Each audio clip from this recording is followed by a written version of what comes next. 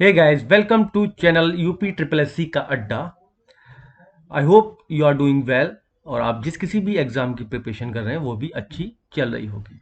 तो गाइस, जैसा कि स्क्रीन पर आप देख रहे हैं, हम डिस्कस करने वाले हैं आज की वीडियो में Allahabad high court previous year paper जो ग्रुप सी का हुआ था 22 जुलाई 2017 को। इससे पिछली वीडियो में हमने डिस्कस किया था इलाहाबाद हाई कोर्ट का जो प्रीवियस ईयर पेपर था ग्रुप सी का, वो 2019 का।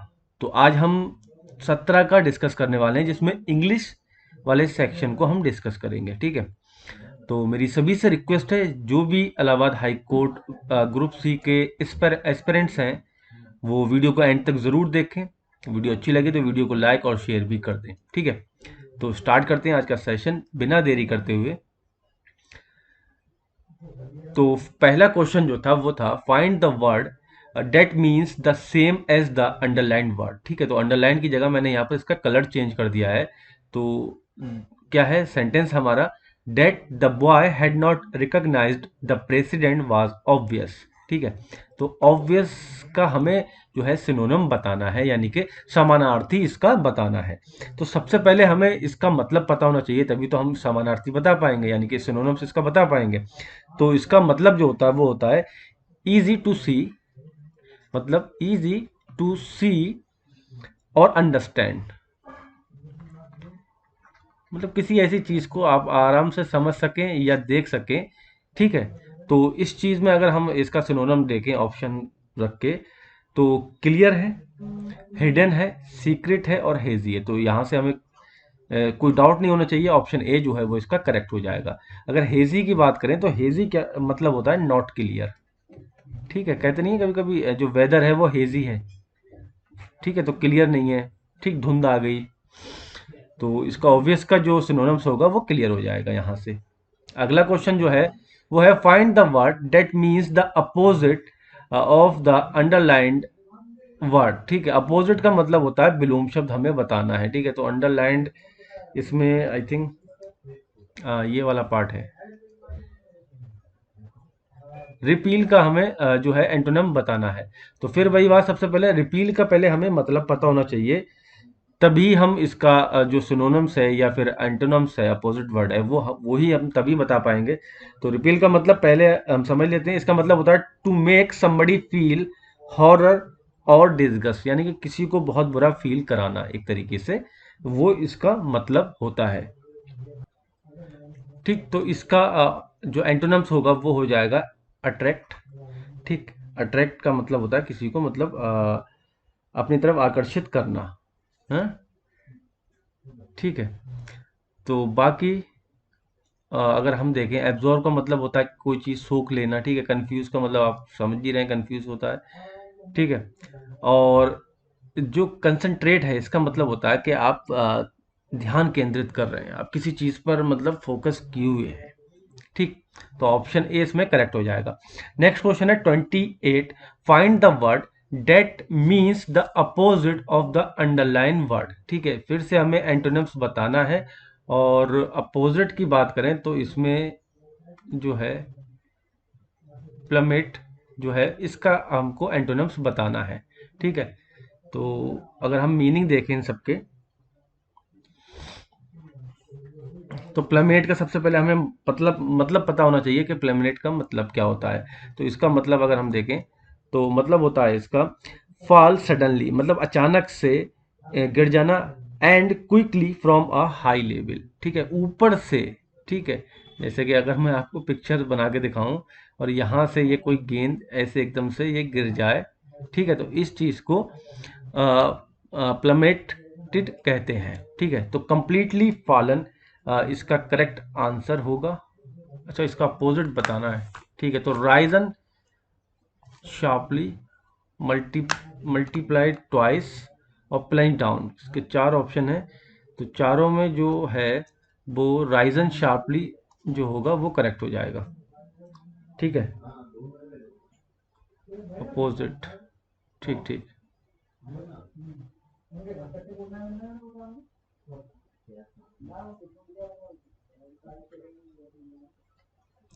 ठीक है, तो राइजन शार्पली का मतलब होता है ये क्या हो रहा है, ये डाउन हो रहा है। राइजन शार्पली का मतलब है कि तेजी से ऊपर को जाना। ठीक है, ये क्या हो रहा है, real estate price have plummeted in the past 6 month, मतलब बहुत तेजी से नीचे गिरे हैं जो रियल एस्टेट के प्राइजेस हैं। तो अगर हम उठने की बात करेंगे तो राइजन शार्पली होगा। ठीक, क्लियर। और यहाँ पर अगर हम जो ये वाला ऑप्शन है प्लंज डाउन, तो प्लंज डाउन का मतलब होता है सडन मूवमेंट डाउनवर्ड्स, यानी कि अचानक से एकदम नीचे की तरफ को मूवमेंट हो, उसको हम कहते हैं प्लंज डाउन। ठीक है। 29 नंबर है identifying the underline part of the sentence which is not grammatically correct. ठीक है, इसमें हमें जो जिस पार्ट में एरर है वो बताना है, और मैंने पार्ट जो है वो ब्लैक से कलरफुल कर दिए हैं। ठीक है, तो अगर हम देखें ओइंग टू बिल्कुल सही है। ओइंग के साथ टू आता है bad weather. The aeroplane could not leave, aeroplane could not leave, यहाँ भी सही है इतना पार्ट। ठीक है, ये भी ठीक है, ये भी ठीक है, could not leave in its. ठीक है, एक्सपेक्टेड ऑफ डिपार्चर, ये भी ठीक है। तो इन इट्स यहाँ पर इस वाले पार्ट में एरर है, यानी कि सी वाला पार्ट में एरर है। अब इसमें एरर है क्या, सबसे पहले हमें ये पता होना चाहिए। तो ये जो इन है इसकी जगह हमें क्या यूज करना है, इस इन की जगह एट का यूज करना है। ठीक है, तो जो निश्चित मतलब टाइम होता है, मतलब एक निश्चित टाइम जो होता है इसको पर्टिकुलर चीज़ बोलते हैं, उसके लिए हम एट का यूज़ करते हैं, ना कि इनका। तो यहाँ पर एट का यूज़ करेंगे, एट इट्स एक्सपेक्टेड टाइम। ठीक है, एक निश्चित टाइम दे रखा है तो उसके लिए हम एट का यूज़ करेंगे। नेक्स्ट क्वेश्चन है the identify the underline part of the sentence which is not grammatically correct. Which is not grammatically correct. ठीक है, तो मैंने सारे के सारे पार्ट जिसमें था वो कलर चेंज कर दिया उनका। तो सबसे पहले हम पढ़ेंगे the Egyptian first made paper out from papyrus which grew along the river Nile. ये भी ठीक है, ये भी ठीक है। आउट फ्रॉम यहाँ पे गड़बड़ है। ठीक है, आउट फ्रॉम, अब गड़बड़ क्या है, यानी कि बी वाला पार्ट आपका करेक्ट हो जाएगा। गड़बड़ में आपको बता दूं यहाँ क्या आएगा, आउट ऑफ आएगा। फ्रॉम की जगह यहाँ पर क्या आएगा, ऑफ का यूज करेंगे हम। ठीक है, अब क्यों करेंगे ये मैं आपको बता देता हूं। एक फ्रेज होता है make something out of something. ठीक है, तो यहां पर हमने देखा आउट ऑफ, यानी कि जो फ्रेजल या ईडियम होते हैं उसमें हम परिवर्तन नहीं कर सकते हैं, वो जो जैसे होते हैं वैसे ही हमको रखना होता है। तो हमने यहाँ क्या किया, मेक है, ठीक है, समथिंग है, कुछ आउट है, यहाँ पर ऑफ आना था, फिर यहाँ समथिंग है। ठीक है, ये पूरा का पूरा अगर हम यहाँ से देखें ये वाला पार्ट। ठीक है, देखो बिल्कुल मेक है, उसके बाद समथिंग मतलब कोई चीज है, फिर आउट ऑफ होना चाहिए था, फिर समथिंग है। ठीक, तो यहाँ पर आउट ऑफ आएगा, ना कि आउट फ्रॉम। ठीक, अगला है identify the underline part of the sentence which is not grammatically correct. One day a wealthy man drop out of the great big city in which he lived. ठीक है, तो हमारे पास जो ऑप्शन है one day है, wealthy man है, out of the है, इन विच है। ठीक, तो ड्राइव ड्राइव आउट ऑफ, तो एरर जो होगी वो यहाँ पर होगी। ये डबल ऑफ नहीं आएगा यहाँ पर, मतलब डबल एफ नहीं आएगा यहाँ पर, आएगा single F, drive off out of. C वाला ऑप्शन जो होगा इसमें वो करेक्ट हो जाएगा। ठीक है, तो ड्राइव आउट ऑफ का जो हम देखते हैं, मतलब इसका मीनिंग क्या है, ड्राइव आउट ऑफ, अगर मीनिंग की बात करें तो टू मेक somebody disappear। ठीक है, disappear और स्टॉप डूइंग समथिंग। तो यहाँ पर हमारा जो है क्या है, one day a wealthy man, एक अमीर आदमी जो है वो drove out of the great big city, मतलब एक जो बड़ी सिटी है वहां से गायब हो गया, इन विच ही लिव, जहां वो रहता था। ठीक है, तो क्या हुआ, मेक समबडी डिसअपियर। तो ड्राइव, ठीक है, ये सेकंड फॉर्म है ड्रोव, ये ड्राइव है इसकी फर्स्ट फॉर्म। ठीक है, तो ड्राइव आउट ऑफ ये एक फ्रेजल है, इसका मतलब होता है कि कोई अचानक से गायब हो जाए। ठीक, नेक्स्ट क्वेश्चन की तरफ मूव करेंगे। Identify the underline part of the sentence which is not grammatically correct. It is rare because it is the only such a map. It is only such a map. ठीक है, तो मतलब available छोड़ दिया इसमें, बाकी सारा वैसा का वैसा है। ठीक, चलिए फिर एरर देखते हैं इसमें क्या है। इट इज रेयर, ये भी सही है, because it is the only such a map, such a map. ठीक है, तो एरर जो मुझे लग रही है वो सच अ मैप है, यानी कि डी वाले पार्ट में एरर है इसमें। अब वो एरर है क्या, तो हम यहाँ देखेंगे, तो सच अ मैप नहीं, यहाँ पर हम इसकी जगह डेट का यूज करेंगे। ठीक है, सच डेट इज, आगे लगाएंगे इज। ठीक, तो ये क्या बन जाएगा, it is rare because it is the only map that is available. ठीक, सेंटेंस क्या बनेगा, that is available, it is rare, okay, it is rare because it is the only map, जो है वो यहां आ जाएगा, मैप डेट इज अवेलेबल, ये करेक्ट फॉर्म होगी सेंटेंस की। तो सच अ मैप यहाँ नहीं होगा, मैप आगे जाएगा और सच एक की जगह डेट इज आ जाएगा। ठीक है, तो ये करेक्शन इसमें होना था। चलिए फिर नेक्स्ट क्वेश्चन की तरफ मूव करेंगे। 33 है, that girl explained to them that her had always liked flying and had never been afraid of being in the air। ठीक है, तो चार ऑप्शन हमारे पास हैं, और इसमें अगर मैं देखूं, that girl explained to them that her had अब यहाँ पर आपने नोटिस नहीं किया होगा, अगर किया हो तो आपको पता होगा, जो हेल्पिंग वर्ब होती है वो हमेशा नॉमिनेटिव केस के साथ आती है, यानी कि यहाँ शी होना चाहिए था। तो आंसर जो होगा हमारा वो कहाँ पे होगा, बी वाला होगा। ठीक है, बी वाला आंसर हो जाएगा, क्योंकि यहाँ पर शी का यूज होना चाहिए था, शी हैड ऑलवेज लाइक। ठीक है, नॉमिनेटिव केस बोलते हैं इसको, जैसे शी है, ही है, ये सारे क्या है, आई है, वी है, ये सारे नॉमिनेटिव केस हैं। ठीक है, प्रोनाउन में हम पढ़ेंगे इसको, तो ये नॉमिनेटिव केस कहलाते हैं।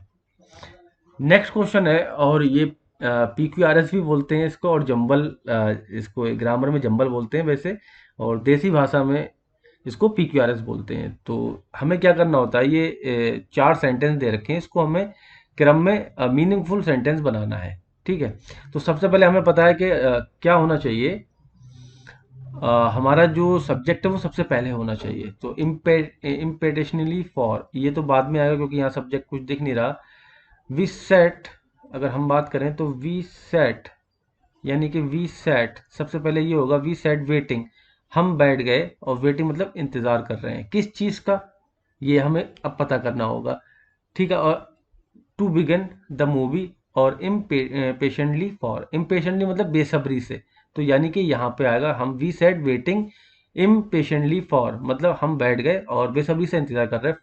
फॉर किसका, फॉर द मूवी, मूवी का, टू बिगिन मतलब शुरू होने का, तो यहाँ पर एस, तो RPQS, RPQS, सी वाला ऑप्शन इसमें करेक्ट हो जाएगा। ठीक है, तो इस तरीके से ये सारी चीज़ें तभी हमारे मतलब समझ में आ सकेंगी अगर हम डेली न्यूज़पेपर इंग्लिश का पढ़ रहे हैं, क्योंकि जंबल सेंटेंस आसान नहीं होते करना, कभी कभी तो बहुत आसान मिल जाते हैं, जैसे ये ज़्यादा टफ नहीं है। ठीक है, ग्रुप सी का पेपर था तो इजी है, इसके मीनिंग आप इजीली निकाल सकते हैं और उसको कनेक्ट कर सकते हैं। तो सबसे पहले हमें यही पता होना चाहिए कि मतलब कहना क्या चाह रहा है।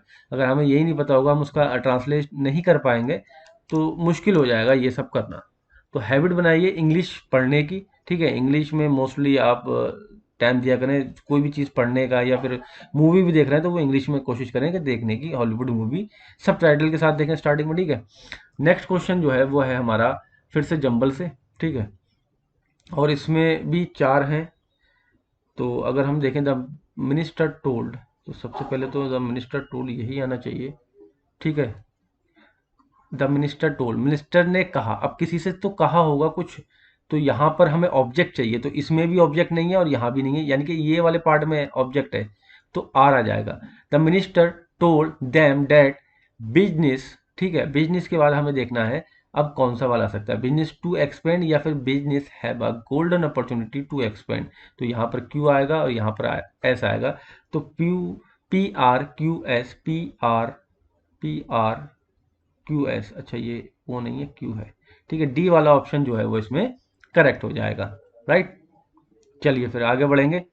नेक्स्ट क्वेश्चन जो है वो है 36, और 36 में हमें क्या करना है, यहाँ पर ब्लैंक है, इस पे ब्लैंक में हमें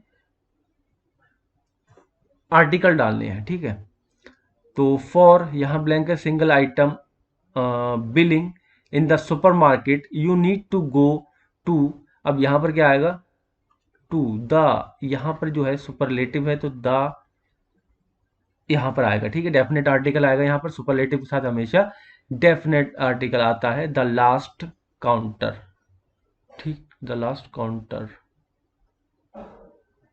और यहाँ पर कुछ नहीं आएगा, ठीक है। तो द और नो आर्टिकल, डी वाला ऑप्शन इसमें करेक्ट हो जाएगा, यहाँ कुछ नहीं आएगा। फॉर सिंगल आइटम, ठीक है, फॉर सिंगल आइटम। और वैसे भी द, यहाँ तो द तो आएगा ही आएगा, तो द के साथ कोई है भी नहीं ऑप्शन, ठीक है। ये भी नहीं है, इसमें भी द लास्ट में नहीं है, इसमें एन है, इसमें द पहले दे रखा है, तो ये वैसे ही हट गए। तो एक ही ऑप्शन बचा, ठीक है, यहाँ कोई आर्टिकल नहीं आएगा। अगर ये समझ में नहीं आ रहा यहाँ पर तो ऑप्शन से भी कर सकते हैं, द लास्ट में आएगा। बाकी इसमें कोई और ऑप्शन है नहीं जिसमें द लास्ट में है, ठीक। नेक्स्ट क्वेश्चन की तरफ मूव करते हैं।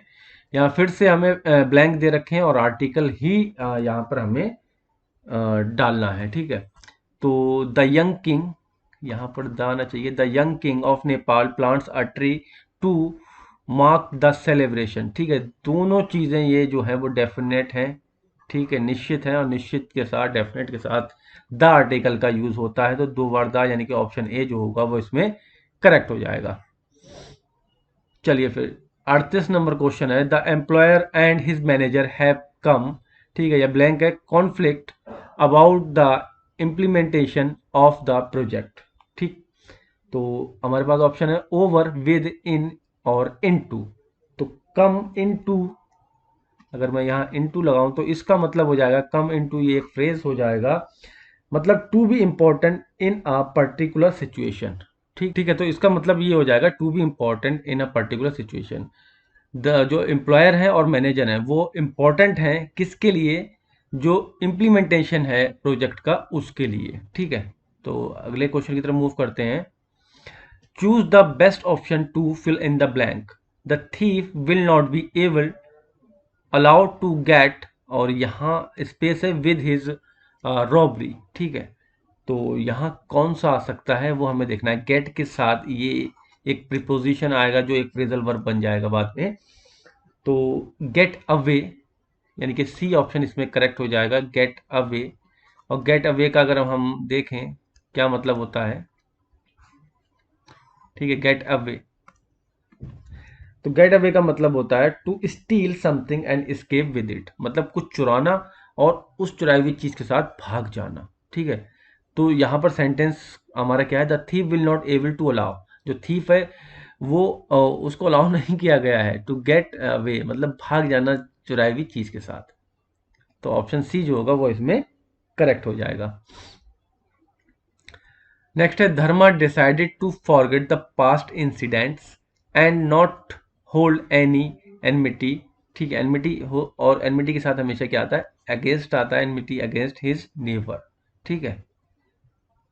नेक्स्ट क्वेश्चन है, we will have to put, अब यहाँ पर ब्लैंक है, our vaccination till my mother gets all right. तो अगर हम देखें तो यहाँ पर पुट ऑफ अगर मैं लिख दूं तो पुट ऑफ का मतलब हो जाता है पोस्टपोन्ड, यानी कि टल जाना, ठीक है, पोस्टपोन, किसी चीज को टाल देना। तो we will have to put off our vaccination, जो हमारी वैक्सीनेशन है उसको पोस्टपोन करना पड़ेगा हमें, कब तक, till my mother gets all right, जब तक मेरी माँ ठीक नहीं हो जाती, ठीक है। तो इसकी हिंदी ये निकलेगी। नेक्स्ट क्वेश्चन की तरफ मूव करते हैं। Choose the word which means the same as the group of word given, ठीक है। One who seeks the dark side of life, जो डार्क साइड देखता है लाइफ की उसके बारे में हमें बताना है, तो वो होता है कौन, पैसिमिस्ट, ठीक है, पैसिमिस्ट।